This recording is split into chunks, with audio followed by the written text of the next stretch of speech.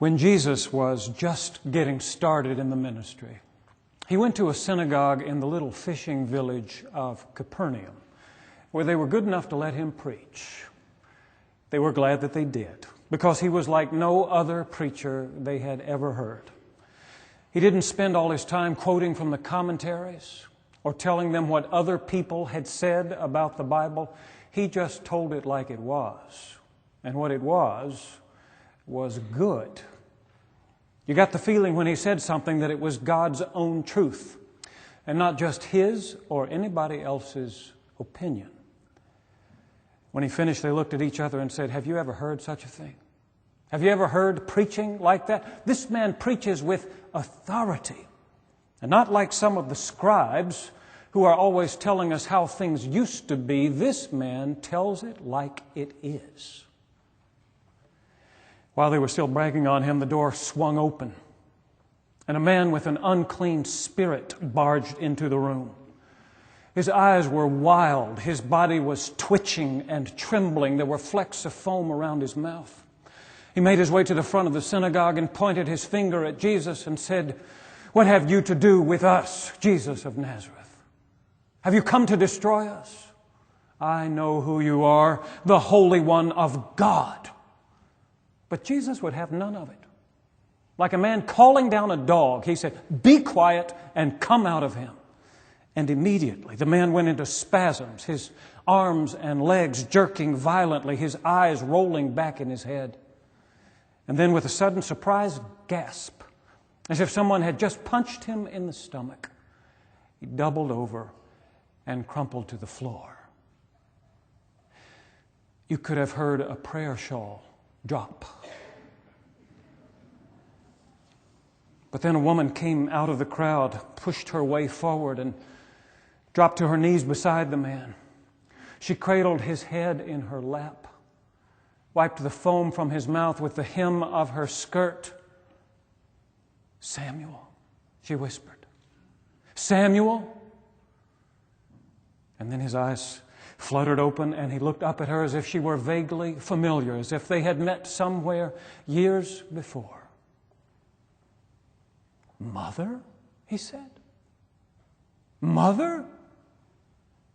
And then she sobbed and hugged him to her breast, and the whole room began to buzz with confusion.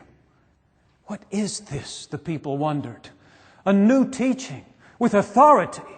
He commands even the unclean spirits, and they obey him. When I was just beginning my ministry, I went to a church in the little town of Newcastle, Kentucky, where they were good enough to let me preach. And I'm glad they did.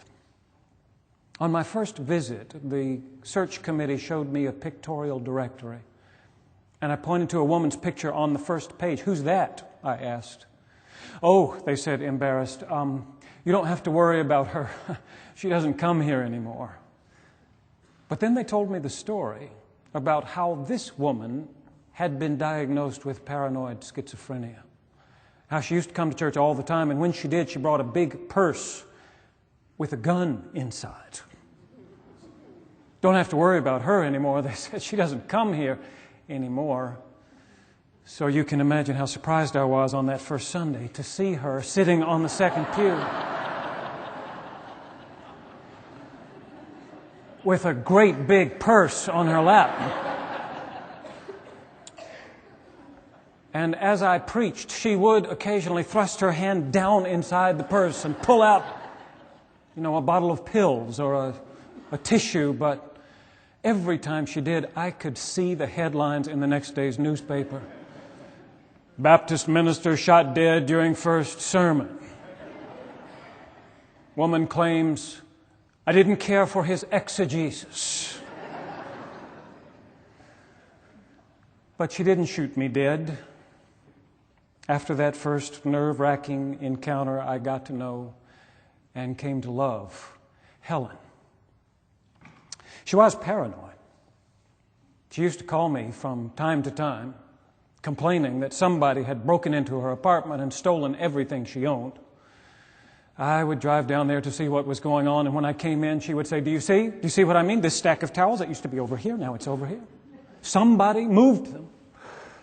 This jar of pennies, she said, used to be on the front of the dresser, now it's all the way at the back. Somebody pushed it back there. Well, it was easy to see that she was having these delusions, and you couldn't do anything about it. Certainly couldn't argue with her in those circumstances. If she thought it was true, you had to deal with it as if it were true. But then the phone calls started coming more and more frequently until finally I proposed a radical solution. I said, Helen, if you would just give some of your things away, you wouldn't have to worry about anybody stealing them. Christy and I got a good bit of Tupperware that way. Collection of steak knives, full set of stainless steel flatware with the letter A on the handle, the first letter in Helen's last name. When people would come for dinner, they would look at that and say, A, I thought your last name was Somervill. And I would explain to them each time, well, we're collecting the whole alphabet.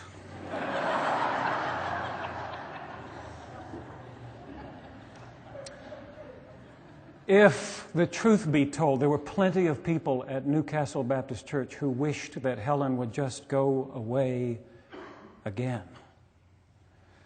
She would get up during the worship service sometimes to take her medication, and that was okay. Everybody wanted her to take her medication. But she would come down the aisle and stop in front of the communion table and sometimes rearrange the flowers that were there while I was preaching, and then move on out the side door to the water fountain. It was distracting for everybody, maybe especially for me. But then there was her singing. Helen loved to sing, but she didn't have the voice for it. Her voice was loud and harsh and toneless. It sounded like nothing so much as someone yelling hymns through the intercom at the McDonald's drive-thru. One member of the choir got particularly upset about that and finally announced, I'm just going to tell her not to come back anymore. She's loud and she's crazy and she can't sing. We would all be a lot better off if she would just leave. And I said, oh, please be careful. Be careful.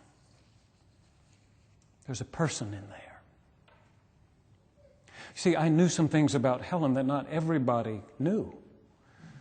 I remembered, for example, the time she called me to ask if I would take her down to Shelbyville to get her prescription filled. It was a cold, rainy night.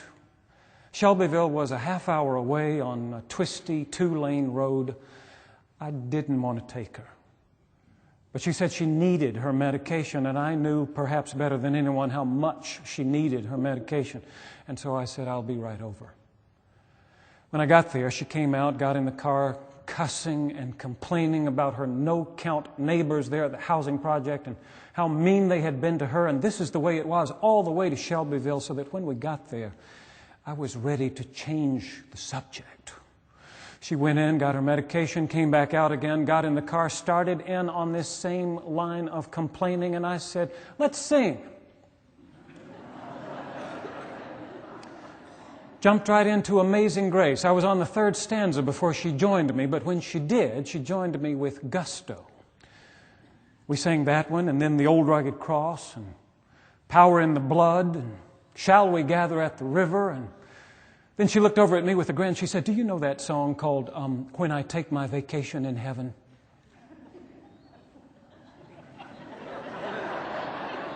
No, I said, I don't think I've ever heard that one. And so she sang it for me, all 5 or 6 verses. And when she got finished, she said, do you know that one? Will I shake my mother's hand in heaven? And I swallowed hard and said, no, I don't. So she sang that one for me too. But when she got out of the car at the end of this trip, she was all smiles and told me that this was the best evening she had spent in a long time. And I realized that it was the first time in a long time that I had seen again the person inside